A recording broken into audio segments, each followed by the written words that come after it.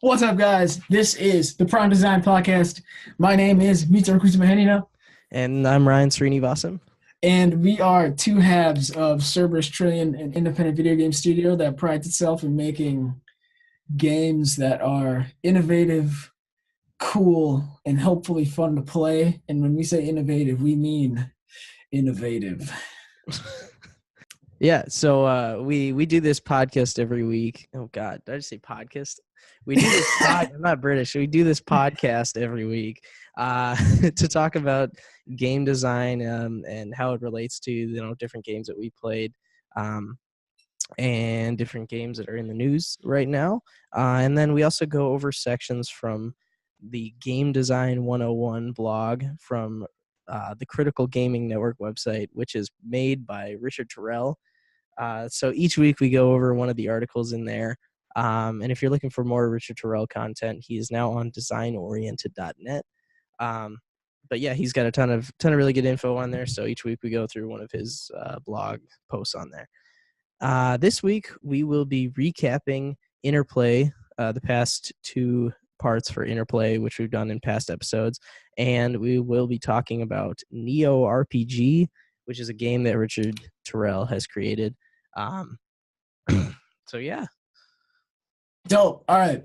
So today, yes, we will be recapping, and then we're gonna actually hand it over to the listeners, and you guys should go to the page in the Critical Gaming Network blog that corresponds with the Neo RPG game that Terrell made, so that you guys can follow along, look at the interplay map, and kind of map out the interplay yourselves. So, as a recap, the first episode of the Mario Melodies Interplay was just to introduce Interplay, like what it actually is in games and some examples. And so interplay in games is really when mechanics interact with each other. An example that Richard Terrell gave in his article is Super Mario Galaxy. Now, if you've ever played Super Mario Galaxy, there's a boss level called the Bouldergeist. Bouldergeist. And in this boss battle, Mario is not able to attack the boss directly with punches, kicks, spins, or whatever. The only way he can do it, the only way he can do damage, is he must blast away the rocky exterior using bomb boos. Now, if you've never played Mario, you don't know what a boo is. It's a First of all, it's spelled BOO, right? It's a boo, and it's a white, fluffy, like ghost. It's like a marshmallow ghost like thing. And those boos is what Mario has to like use to destroy the rocky exterior of the Bouldergeist. And so once you've blasted away that interior, you just need to, or that, once you've blasted away the exterior and then there's a weak spot, then you can throw more bomb boos to destroy and finish off the Bouldergeist. So the way Bouldergeist defends itself is it has zone punches, it has shockwave rock walls, hand slams, and projectile rocks, some of which contain bomb boos. And so Mario can avoid all of these by just getting out of the way. But to directly counter the projectile rocks, he has to do a spin attack, or if he avoids the rock, then the bomb boos will then seek him out and explode on contact, which will hurt Mario. And so these boos, they cannot be hurt just by jumping on them. You have to spin at them. And so this is a level of interplay already. So by spinning to attack a bomb boo, Mario can swing the ghost by their tongue. So he'll catch the bomb boo by its tongue, spin it around, and then once he releases the bomb boo, it's a bomb, so it'll explode. That'll be Mario's attack. So that's the only way Mario can damage the Bouldergeist's main body. So then to counter Mario's attack with the spin, the hands and rocks of the Bouldergeist counter by being able to protect they act as shields to the exploding bomb boos. So the final level of interplay comes from the bomb boos themselves. Now to recap kind of this whole thing, I spewed a lot right there, but basically to damage the Bouldergeist, which is the boss, Mario has to blast away its exterior. The only way to do that is to throw bomb boos at the boss.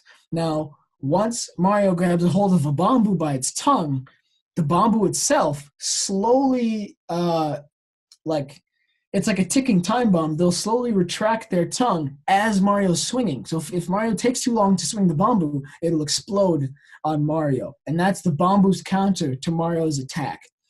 So you have to balance grabbing the bamboos, timing the swing to hit the bouldergeist without getting swatted away by the hand of the bouldergeist, but you can't wait too long because the bamboo will retract its tongue and explode on Mario. So everything's kind of very dynamic and everything's very explosive, and you have to really time everything, and it's just beautiful. And so there's all this spacing and timing. This is what makes the interplay of this specific example amazing. And there's many levels, and it really fits the like form fits function. This is a great example of that because the boo's tongue is like a perfect timer, for the interplay that it creates. So although this example went to 5 levels of interplay, you don't need it to be this complex to be interesting. You don't need this many levels. So coming off of that, the next episode, we kind of outlined what interplay looks like in terms of Super Mario Bros. And so in Super Mario Bros, there are 3, or technically 4 levels. So there's level 0, which is Mario just standing there doing nothing. He's idle. This first level is his jump. The second level is his run, his duck, his slide, his swim, and his fireball throw. And the third level is the Starman power-up and the Koopa Shell attacks. So kind of there's a graphic that Richard Terrell puts up on his website that shows how the Goomba interplay works within Mario based on the environment and Mario's actions related to the Goomba. So I implore you guys to go to the Mario Melodies Interplay Part 2 article and look at this Goomba interplay chart and just not only envision how it works, but kind of see how deep it can go and how many avenues the interaction with the simple Goomba can be. So I won't go over it now, but I'll let you guys do that on your own. And now to wrap up this whole interplay chapter and section, we are going to look at a game that Richard Terrell worked on, and he made a game called Neo RPG. Now, he started to make an RPG, but then as he kind of addressed all the poor game design issues with RPGs, it became an action game. And so he really tried to keep it as simple as possible, really tried to stay true to form fits function. And after watching some of the videos of him playing, I'd say he really did do that. And I think it looks, not only does it look fun, but it looks like a solid game in terms of game design. So the exercise that I want you guys to work on before next week or before you listen on to the rest of the episodes, whenever you listen to this, is to look at, first of all, watch the videos that he has on YouTube about the game itself. He kind of explains it. And then look at this interplay map that he kind of put up on this article, on the corresponding article to this, which is the Neo RPG article, and map out the interplay in this game. There's a lot of mapping to do because there's a lot of different aspects, but I think you'll find that it'll be a really rewarding experience for people who really want to get this, get it down and get it really solid for future game. Getting this down and making sure you really understand interplay can make some really great games. So I implore you guys as a challenge to do this. And then when you get the chance, if you do finish mapping out the game, send it to Richard Terrell and have him kind of go over it with you as to what you got right or wrong, or what he did or his thoughts, things like that. All right, so this week's mechanic is going to be the gravity gun from Half-Life 2. When I first kind of started playing these games, I didn't realize my computer could run games and stuff. So that was one of the first games. This and Portal was one of the first games that I got on my computer and actually started playing. So yeah, the gravity gun blew me away, or just kind of the whole environment, because so much of that world was interactable. There were all these objects laying around. You could do different things with. And then once you put the gravity gun in there, you could interact with like larger objects and things like that. And then that was tied into the gameplay of actually solving puzzles and things like that. Said things like that like 6 times there, but you get the idea. Yeah, so I thought that was really interesting because I'd never really been presented with the puzzles like they had in that game, where it required the gravity gun to actually solve them and in order to progress in the story. And the interesting thing to me, or the part that was so fascinating to me, was that there really wasn't straightforward instructions for it that you were just given. You had to go through it and figure it out yourself.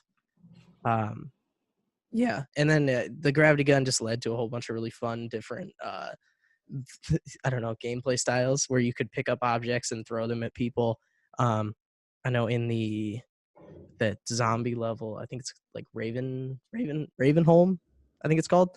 You can pick up like saw blades and shoot them at the head crab zombie guys and like just slice them in half, which I thought that was just a really cool thing. It was pretty fun and just interesting. And then in Half-Life Episode 2, where there's the achievement to carry that gnome all the way like to the end of the game. It's not necessarily with the part of the gravity gun thing, but I just thought that was cool how like parts of the world that were interactable could then be carried through the game. Like that was something that you could focus on. Yeah, I thought that was just fascinating, and I'd never played a game like that where you could actually interact with the world. Yeah, no, Half-Life is dope. Especially the gravity gun. A lot has been made in terms of like videos and media related to that. There's a quarter digital video based on the gravity gun, and so no, it's gone past just a game and become kind of a meme. But okay, yeah. So now we're going to transition to the interview with a friend of mine who doesn't have that much experience with video games, and we're just going to get her perspective. So that was our mechanic portion, and we are now moving into the interview section. Today we have a great guest with us. Her name is Kim. She goes to school at St. Olaf, similar to the guest we had last episode. Last episode. And this is an interview that will kind of give us a perspective of someone who isn't near the video game industry quite as much as we are, or our previous guest, or maybe even future guests. So let's get right into it. So we'll let you introduce yourself, tell us a bit about yourself, and we'll go from there. Great. Thanks, Mita. My name's Kim, and like Mita said, I go to St. Olaf. I'm a chemistry major, and I hope to go to med school and do a general practice somewhere in like a rural area is my passion. Outside of school, I play Ultimate Frisbee, and I'm also an EMT. All right, so what has been your past experiences with video games? Most of my past experience has been watching video games. I have a handful of older cousins who are male who were very into video games. Like they had PlayStations, they had Xboxes, they had Nintendo items. I myself started with a Game Boy Advance when I got that for Christmas, I believe in 2nd grade it was. And I played Pokemon, I played all sorts of those Game Boy games that came out when like movies came out, like the SpongeBob Game Boy game or The Incredibles. And then I watched a lot of video games because I loved hanging out with my cousins, and my guilty pleasures, I really love watching people play video games. So I would watch. Yeah, I support that. Yeah, honestly, like it's like this trend of people are just like streamers. Streamers are getting huge. Like you can make big bucks streaming games if you're good or funny. Yeah, it's kind of a fun. It's a good way to like have some background noise if you're doing stuff. Just have something going on, have somebody doing something. It's kind of nice. Yeah. So, of all the games you've ever played, what would be your favorite game and why? I really loved when the Nintendo came out with the DS because I really liked how I could play with my other cousins. So we would all have our DSs out and go into those, I think it was a Picto Chat, I think is what it was called. We'd like mess around with that, before we had cell phones. And I also really loved Mario Kart, how we could race against each other. Oh, hell yeah. And it was like, I just loved doing that because it was fun. We could be in different rooms. We would often try, like, we would go, we call it caravans, but like our families would like travel to go camping together or something. So like in different vehicles, we could still play against each other because like the range would be good enough usually. So I think because of being able to like play with my cousins, and it was just like a big deal at the time, I really loved like Mario Kart on the DS. But my favorite, more current video game, I really like watching Destiny. I haven't really played much of it, but I really like watching it on the Xbox. Right on, dude. Yeah. No, I know PictoChat was insane. Like, yeah, when that whole thing came out, I was like, oh my God, I had no idea this technology existed to do something like this. And then the fact you could do it between cars, I was astounding. I had no idea that was possible. Yeah, and I think that, at least for me, my memories of Mario Kart are actually not even playing it. It's there was a band trip to Florida our senior year of high school, and I remember, or maybe even to New York. Regardless, there were people in the bus, in the back of the bus, and there were like 3 or 4 of them just on their DSs playing Mario Kart for like hours, just straight playing Mario Kart. Beautiful. And that was kind of after like the peak of the DS too. Yeah. They just still had them and they were just still playing them. It was like the OG DS as well. It wasn't like the 3DS or anything. Yeah. Yeah. Okay. So we've talked a lot about game mechanics on this podcast. So I'll do a brief recap about what a game mechanic is, and then ask you a little bit about what your favorite mechanic is. So game mechanics are essentially anything that a player can do. We've talked a lot about Super Mario Bros. So, a good example of that would be just jumping, like something as simple as that. And it could, get, super complex with it, but basically it's just anything that a player does within the game. And then, you layer on the other levels of that, like we've talked about in the past podcasts, and in the end of the day, it builds up this whole game. So yeah. What would you say that your favorite mechanic is from a game? Okay, if I still understand what mechanic is, I guess I would say being able to shoot and kill the enemies in the video game. I really like watching those first player shooting games.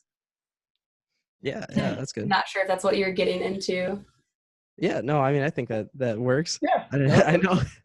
Like what I played, that was always like the part of video games that prevented me from being scared of them. Because I know as a kid, I was like always scared of like scary movies, but in video games, you actually had power to like change, interact with the world and like kill monsters and stuff. So I don't know. Yeah, I definitely support that. How much video games do you play now, if any, if at all?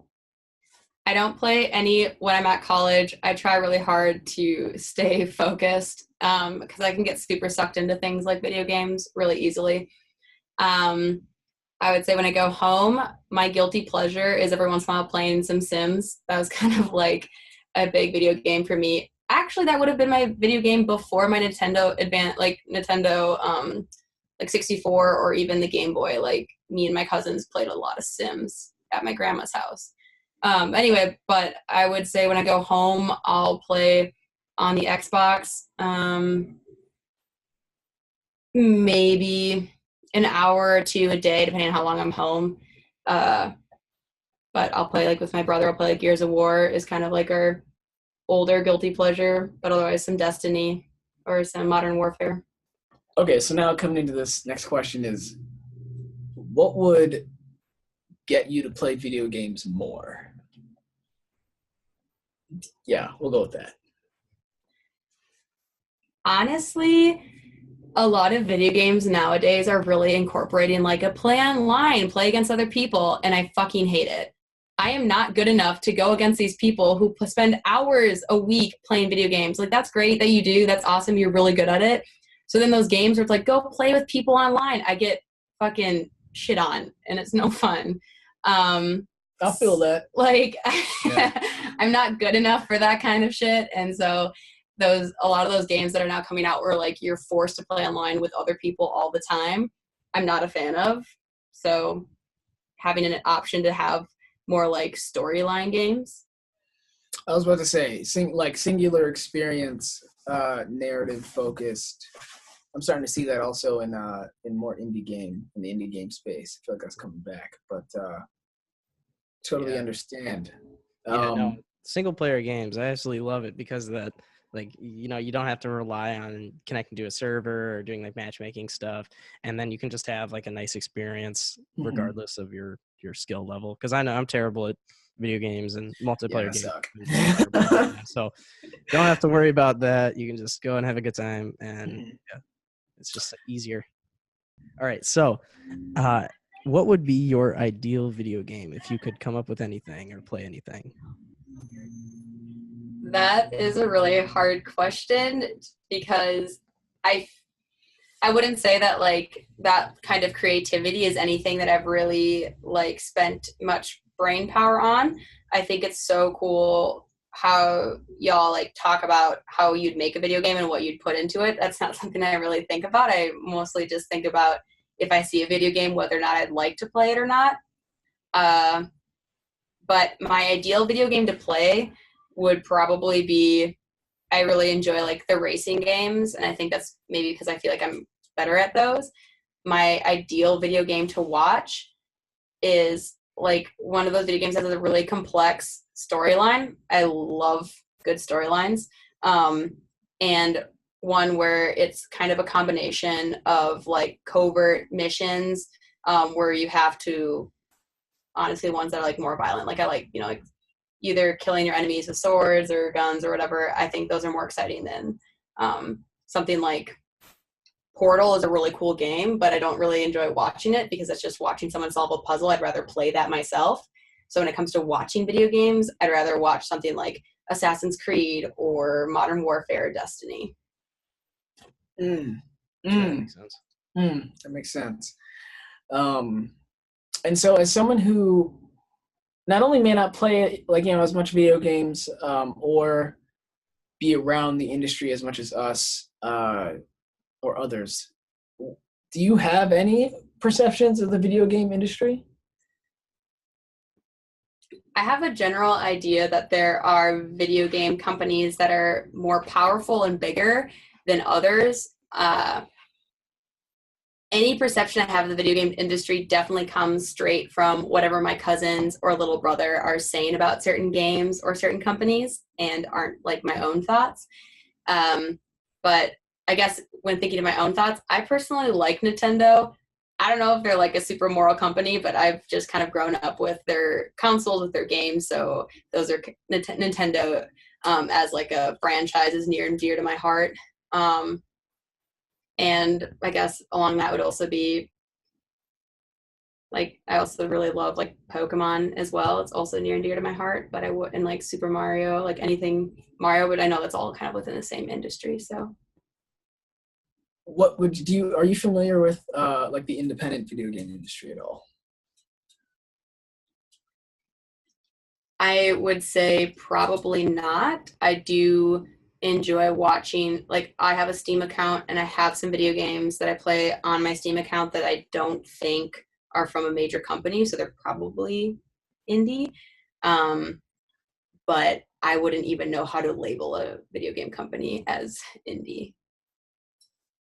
And this is a question that actually I just thought of right now is when you do search for games on Steam, or you get the inkling to look for a game on Steam, how do you usually do it?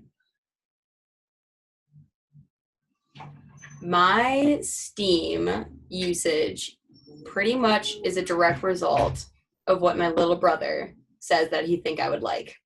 My brother is very active on Reddit. I think he hears from Reddit indie games that are really interesting and that are fun, and then he, based off of that, will text me, or if we're together, because like I'm home from college, he'll show it to me maybe on his computer or like encourage me to download it myself. But I, on Steam, have either looked up games that I know already exist because I played it when I was younger, like Age of Empire. I fucking love Age of Empire. Downloaded that on Steam. But I don't do any of my own Steam searches. Yeah, no, I that kind of resonates with me because I feel like most of the time I see all these like playthroughs and things, and I'm like, oh, that's super sick. Or I see like I don't know reviews and trailers and things like that of people hyping up a game, and I'm tend to go more towards that. And in general, they're like AAA games or not independent games.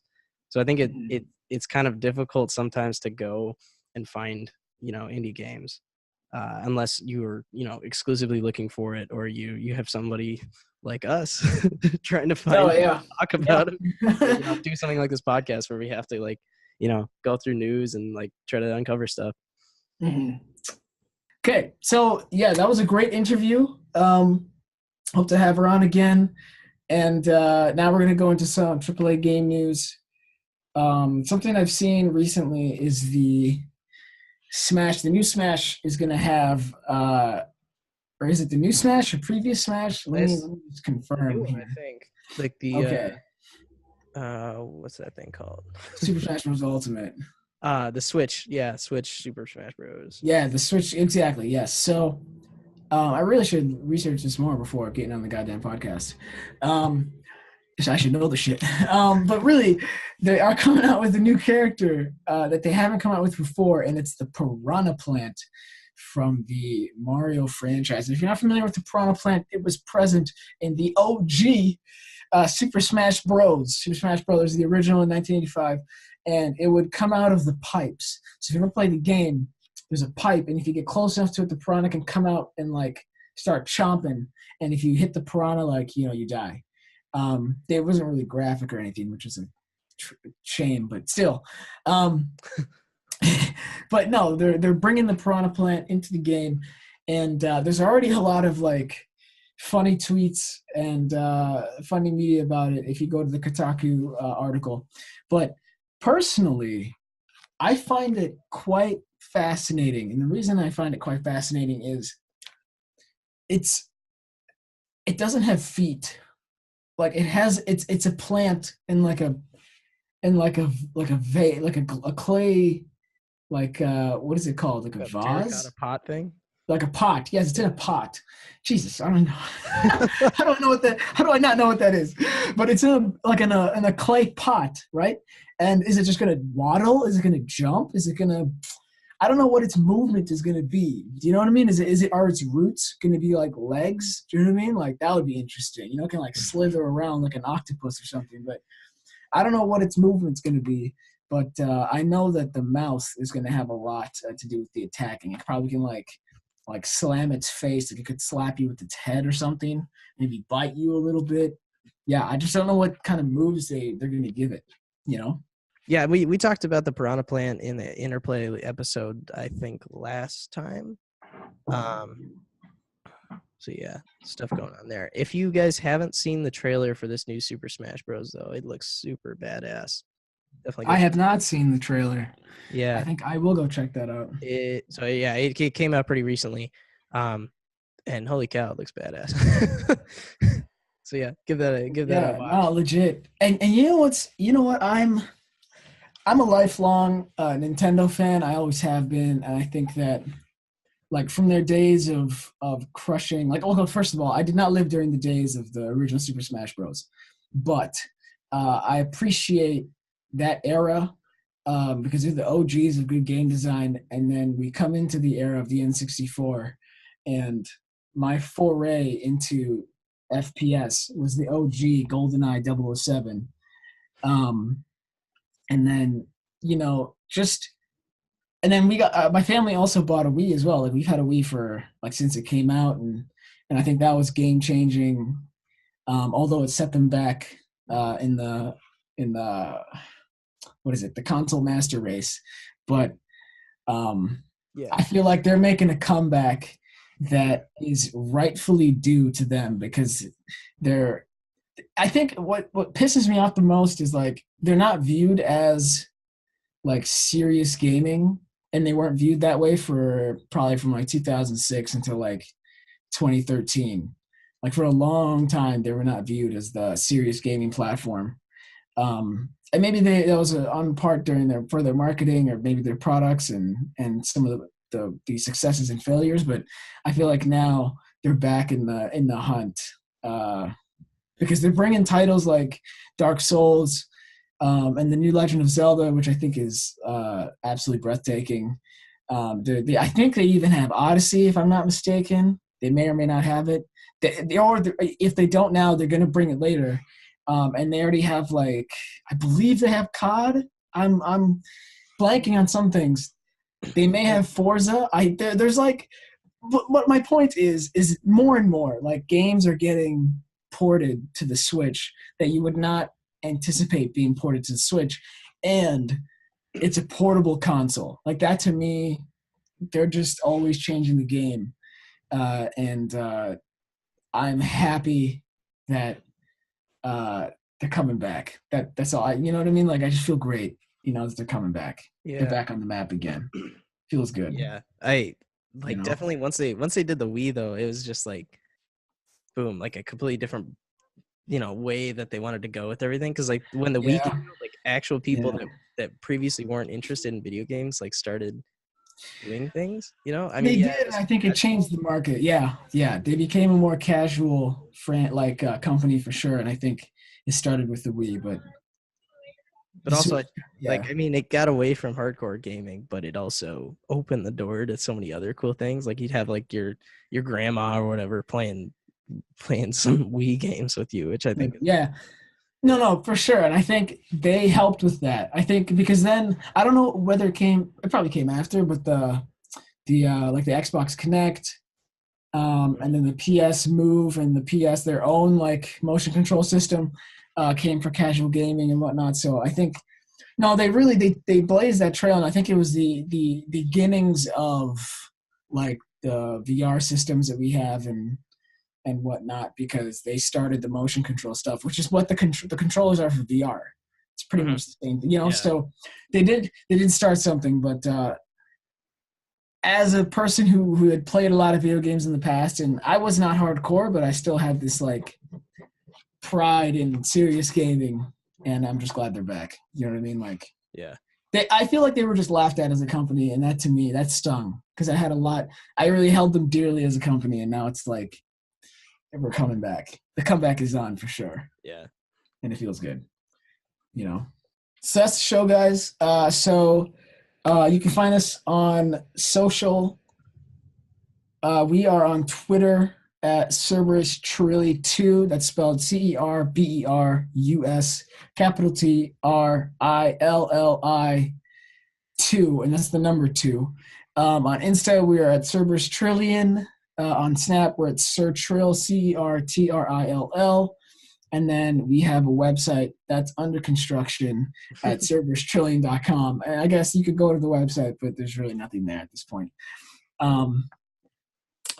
To continue, we've got Cerberus Trillion YouTube channel, the Cerberus Trillion dev blog on Medium, the Cerberus Trillion Facebook page, Cerberus Trillion Discord, and Cerberus Trillion live streams, which are coming up here. We will be posting on our social media when we are doing those. So keep your eyes on that. Dope. Yeah. See you guys next week. Be excited because we're moving on to the variation section now. And this is actually getting to some, I guess, what people would, are more accustomed to when it comes to design and everything. This will be really familiar. So hopefully. Be excited. See y'all next week. Boom. Yeah. That was fun. A good trip down memory lane. Mm-hmm. Yeah. That's what I love about video games. Guess what it does? That's all. My entire childhood is video games, virtually. Not all of it, but from the ages of 7 to 15 was video games. Mm-hmm. The golden era. The golden era of gaming. End of my childhood. Yeah. Yeah, everything else has just been downhill. Work, responsibilities and shit. God damn. Yeah, you kind of do it to yourself though. No. Yeah. From 15 to 19, it was mandatory school. Now I have responsibilities I got to do. But from 19 to now, it's I'm definitely putting it on myself. Yeah. For sure. Yeah. It's good shit. It's good shit. And it'll do you really well later in life, but you're definitely doing it to yourself. I am doing it to myself. Yeah. Yeah. You are. Yeah. You were always like that though. Like you always you didn't back away from a challenge, or you always wanted to push yourself. So I don't know. Yeah, but not this much. Now, back in the day, it was, I guess, lax. Now I'm kind of, there's an urgency. But either way. Yeah. Nah, you'll be Self-masochist. okay. It's okay, just play an old video game and I'll take you back. Yeah. I really want to play Age of Empire. Jesus, I need to play some video games. Yeah, we'll be streaming at some point, either this week, I'm hoping this week, or... Streaming you playing a video game? Yeah. Do you make funny comments? Are you funny? I don't know yet. I don't know if I'm funny. Kim, why are you putting this pressure on me, Kim? I just want to do it naturally. Just like, oh, shit. And just like, have fun. You're going to make me funny. I think you're funny if you just actually say what you're thinking. Oh, do you filter it? No. Yeah, no. There you we go. don't filter this. This is not filtered either. Except for... You're trying to be professional right now. Right now? No, like on it. You're trying to be professional. You weren't like... well, no, I want it to be coherent, because if I was the way that I like, if I didn't try and make it coherent, nobody would understand what the fuck we're saying and doing. They wouldn't know what the podcast. They wouldn't know the subject of the podcast. They wouldn't even know we had guests. It would be... Chaos. Utter chaos. Which is why I think if we did it live, oh my God, dude. Live You could do one live stream would be kind of funny. Like, I don't know. I feel like if y'all have like people who like watch every episode, I think it's really cool. Like whenever you have podcasts and they do something that's a little bit more off script, especially if you've been invested in like 8 episodes, you're like, it's kind of cool. Like once you feel like you really like kind of know the person to like even see more of their personality. Mm-hmm. I think people would respond well to it. We'll have to find realistic within measure. You get pretty weird, Mita, so like okay. I'm not ready for it. You said unfiltered. I did say I did. Well, wait, I want to hear what your favorite video games were. Was I saying, when I said my favorite video games, you're like, oh, she maybe played some video games. You're like, she was so fucking basic. I can't believe she only played Age of Empire and Sims, be honest. For your favorite video games? Empire, so I never played Sims. So it's different. I did play, it's very different. Like I played... I just have no concept of like my like experience versus others. Well, I think it depends on when you started playing. You know, like how old were you when you played Sims in Age of Empire? I started playing Sims probably when I was in like 1st grade because my grandma's house was in the middle of goddamn nowhere. So like literally on a farm. Okay. So if we weren't outside, like if it was winter, so we couldn't be outside for as long before we like froze to death, we played a fuck ton of Sims and Yu-Gi-Oh cards. Oh Yu-Gi-Oh my God, cards Yu-Gi-Oh. and Pokemon cards. Oh. I had my own Yu-Gi-Oh deck. I still have my own Yu-Gi-Oh deck. I gave mine to my little brother. I was the bigger person. Throwing shade? Yeah. Throwing major shade. I'll take the shade. Slight shade. I'm too bright. Yeah. I would say that, well, in 1st grade, what the fuck was I doing in 1st grade? Definitely playing Yu-Gi-Oh! And I was playing the Game Boy Color. Ooh. Game Boy Color. I played Harry Potter and the Harry Potter and the Chamber of Secrets on the Game Boy Color. So that was a big clunk one, right? That was a clunk one. Yeah. It was, oh my God. I still have my Advance. My Game Boy Advance is like, has the charger and is at my house, and I can still play Pokemon on it. That was a beautiful experience. Yeah. It was either that or like Nintendo 64, playing Mission Impossible. Ooh. I played a lot of Banjo Tooie with my cousin Jessica. We'd wake up early. We'd wake up at like 5 a.m. and play Banjo Tooie. We'd play the mini games they could play against each other. Banjo Tooie. Banjo Tooie. Yeah, fucking it is. I played weird shit apparently. I don't. Well. And also, how do you spell that? Like banjo. Banjo. And then TOOTIE. It's like a whole like video game universe. Like it has characters. Yeah, it is. Tooie, like this? Yeah. Okay, what the hell is Banjo Tooie? You're about to fucking find out. Wait, what the? You didn't know about Banjo Tooie? No, I know about Banjo.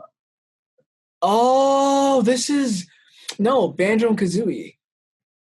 That's the title on my game, not Banjo-Tooie. No, I think there's Banjo-Tooie another was game in called the Banjo-Tooie. Are you in the serious? same universe. Well, apparently, look at what Google says. What the tits? So there's Banjo-Kazooie. Banjo-Kazooie. Is different than Banjo-Tooie. Oh, is Tooie a different bird then? Yes. Wait, so this came out in 1998. Okay. Where's Tooie? I want to make sure here. What, that it's you played the OG game? Is No, that what I you're was trying to looking make sure, for? like, when did this come out? This came out in 2000.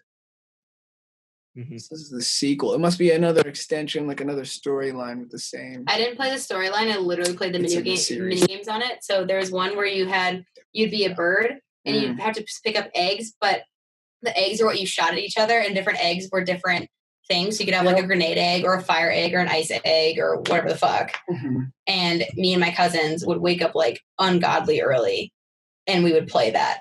Yep. And we'd play it for hours. We didn't get bored of it. Mm-hmm. That was the best part about when I was younger playing video games. I didn't get fucking bored of anything. Yep.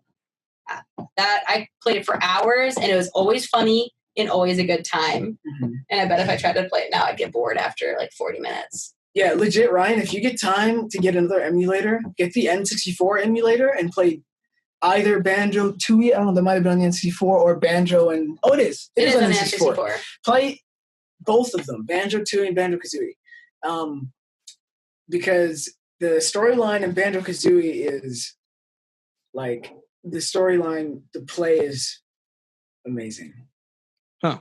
It was kind of similar to... It reminded me a lot of that Purple Dragon. Spike? Spyro, yeah! It has the same graphic quality as the Purple Dragon. Yeah, I've seen that game. That looked interesting. I know, like, some dude, like, my freshman year had a Nintendo 64, and he was, like, playing that. I'd never seen it before, though. There's also a game I played on the PlayStation a lot, and I was at my cousin's house, Zach and Nathan, and one of the things you could do is kind of similar to Grand Theft Auto, but it was aliens. But like in Grand Theft Auto, if you committed a crime, the police would chase after you, and you had to escape the police. Destroy all humans? Maybe. Oh, can you not hear? Why can't you hear me? No, I can. No. Let's do it. Let's do all of our discussion through this. We'll just keep this. It's been recording. Yeah. As we're talking, let's just do it through here. So, yeah. Oh, I was like, we can make the thing, but we can just throw this in there. I've been able to hear you guys. Sorry, keep going. I was playing. Is it called Destroy All Humans? Could you look it up? I have to see what it looks like. Yeah, it's like there's an alien. You're like a person, and the cars float. They don't have wheels. They're all hover cars. Wait, say the name of it again? Maybe not. He said Destroy All Humans, but I'm not sure. But all the cars float, and you can like steal bikes. And my favorite was, and you'd have different levels of threat levels. So like the police would be like threat level green would be like the police are kind of looking for you. Orange is like, okay, they're kind of pissed. Red is like, they're going to find you at all costs. That's not the right game. That's not it? Okay. It's for PlayStation 1, because this is an old game. Okay, so... And it was, I forget what it's called, but we fucking loved it, because what we would do is you just run around and steal people's shit until the police hated you. Or you'd like steal a police car, but that was the quickest way to get them pissed at you. You'd steal a police car, then you'd like run over pedestrians and shit. And like just cause havoc and try to avoid the police. No. They have hover cars. This is like futuristic alien planet shit. Hover cars, hover bikes. It kind of looked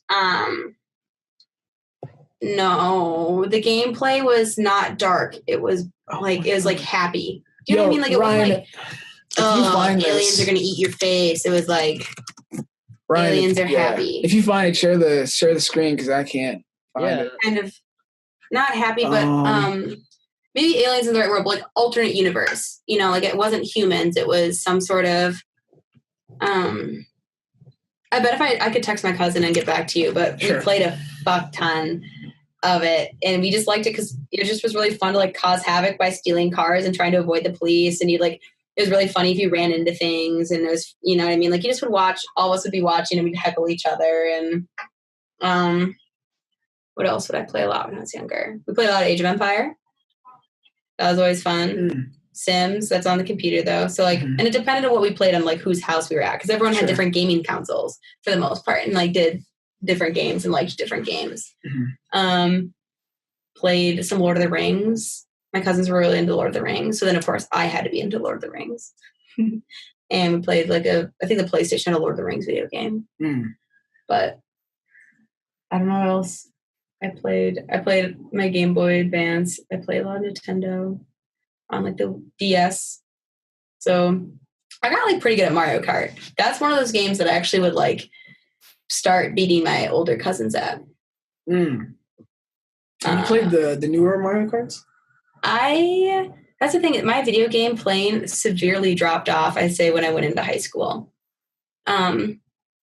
Just because I didn't have as much free time, or my free time was taken up by sports and school activities, that I didn't really play as much Nintendo. Our Wii was pretty much forgotten once I went to high school, where we used to play Wii Sports a lot, or we play different other Wii games. I think it's called Wii Play, where you could do cow racing and tanks and stuff. We loved those games. But yeah, honestly, I haven't played video games like I did when I was younger since probably when I started 10th grade, which for me is when you started high school. At my high school, that's when you moved into the high school building and things kind of heated up a bit. And most of that just is that I got busy, and video games was something that I didn't choose to spend my free time or my homework breaks playing video games, because I quickly found that it was never just a 10-minute break. If I started playing a video game, it would be an hour and a half later. And so, because I just get sucked into it, and you're oh, just 5 more minutes, or I'm just gonna keep, you lose track of time. So instead, I found it easier to oh, I'll just read one chapter of a book, and that usually, is a much more firm closure than video games for me. So. Yeah, no, I got nothing. Yeah, I'm finding some dark shit over here, so I don't think it's what I have for sure. Yeah, man, there are a ton of GTA games though. There were, yeah. There's 1997 is the first one, and then there's one based in London in the 60s. It's top down. Good God. Then there's San Andreas. Yeah. When did they start naming them 1, 2, 3, 4, 5? Might have been Grand Theft Auto 3. Okay. I think. And then this was a game that in the bottom right hand corner of your screen, you had a mini map, a circle, and in the circle it would have your objectives if you got close enough to it, or it would have red dots would be the police officers, kind of in Grand Theft Auto, where you could right in Grand Theft Auto, that's red dots when the police are looking for you. And if you were in trouble, the entire screen would pulse red if the police were definitely going to kill you. But it wasn't Grand Theft Auto because it was spacey. You had you didn't have guns, you had laser beam shooters, what are they called? Phaser guns or whatever. And they had hover carts and hover bikes. Huh. It's not Space Invaders. It's not Space Invaders, yes. That's an interesting idea. And there was a storyline to it. You had to go talk to characters, and they told you to do different actions for them. But my cousins and I thought it was really funny to kill civilians and piss off the police and then have to avoid them. And we would see how long you could avoid them. And the idea was just in Grand Theft Auto, if you avoided them for long enough, then they would stop looking for you. Then it'd go go from red to orange, and then from orange to green if you could hide from them long enough. What the heck? I'm Horizon. pretty sure I'm remembering it correctly, but I'm sure that I'm not describing it well enough, because to me that's what it was avoiding the police. But I'm sure the game was something completely different. It just had an aspect. Was it third person? Yes, it was third person. You could see yourself on the bike. PS2 here. It wasn't super open world, but it probably was more so than other games. It wasn't as open world as what is it? The game with the nuclear fallout. That open world. Yeah. Okay. It wasn't that open world as Fallout. It had more structure to it, I think. Because it had edges of the map that you couldn't leave. Wait, how old were you when you played this? Probably second or third grade. Second or third grade. That would have been 7 or 8, which would have been PS2. How long ago was that? That's 12 years. Yeah. 2006. It's either PS1 or PS2. Yeah. Let me just do this. Die Hard game. There's what? game based on the first 3 Die Hard movies. Huh. That's interesting. God, there's all this crazy shit. There is a Destroy All Humans, but that's like the only one. That came out in 2006. And that was actually a good game. You played that? No, apparently. Apparently it was good. That blows my mind. Who the hell knows?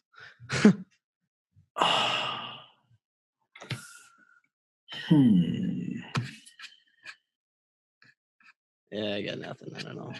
Yeah, I can't really find it. Games have progressed pretty fucking far, though. Looking at like they have. everything these, Mm-hmm. we have evolved, man.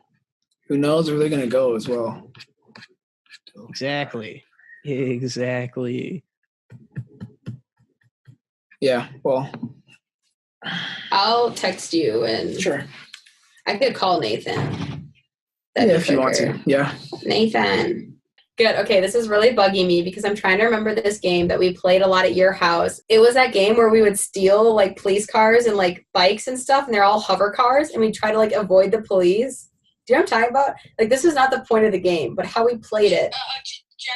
Jack 2? Oh my god. Fuck, that's it. That is totally it. Jack 2. Look that shit up. And we would play, we would steal the police cars, we'd like run over pedestrians. That's totally it. I'd love to steal that car. Oh my god, I mean, you'd always want to steal the bikes because they were faster, and then you'd like kill people as you're running from the police. And you try to see how long we could avoid the police. I have never played this game before. Dude, I cannot tell you how much I loved this game. Strictly for stealing shit. You could kill civilians and steal cars, like carjack cars, and it was so fun. Because like they'd be like speeding past you, so you have to time it right to like do the right button combination to like jump on the car and like punch them out of it, and then you can control it, and you like throw them out.